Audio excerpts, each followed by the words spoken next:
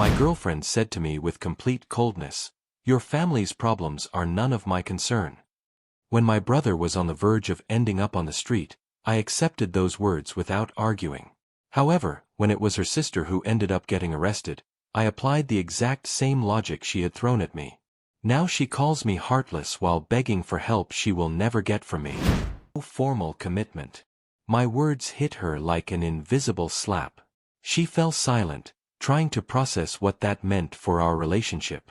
Finally, in a trembling voice, she asked, "So you won't help her at all, knowing she could go to prison?" "Your family's financial problems are not my responsibility," I replied, repeating her exact words from when Connor needed help. Over the next 10 days, they tried every possible tactic to manipulate me. First, Kelsey called me directly, crying and apologizing between sobs, swearing she had learned her lesson about distracted driving. Then Aisley's mother called to remind me how much they had always liked me, trying to make me feel like part of the family. Even her father wanted to talk to me, man to man, telling me that real men take care of family and stand together during hard times.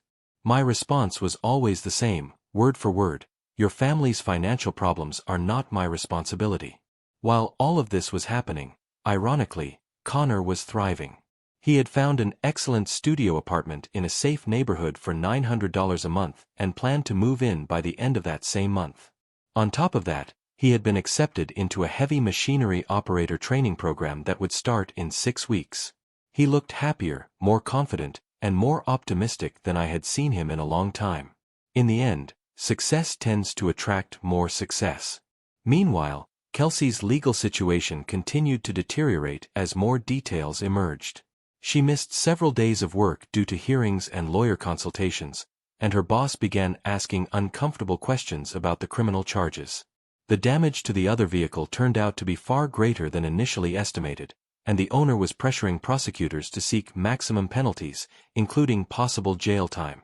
Aisley's parents had already sold some investments and cashed out a certificate of deposit to raise money, but they were still short $8,000 to hire a specialized criminal defense attorney, someone capable of negotiating a deal without jail time and with minimal license suspension. That's when they planned a family intervention with the clear intention of pressuring me to cover the difference.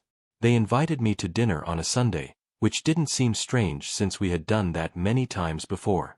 However, when I arrived, I found Kelsey sitting at the kitchen table, crying, surrounded by legal documents. If you don't want to wait for the next part, the full story is on my YouTube channel, Reddit Dominion. Like, follow, and share if you're enjoying the story.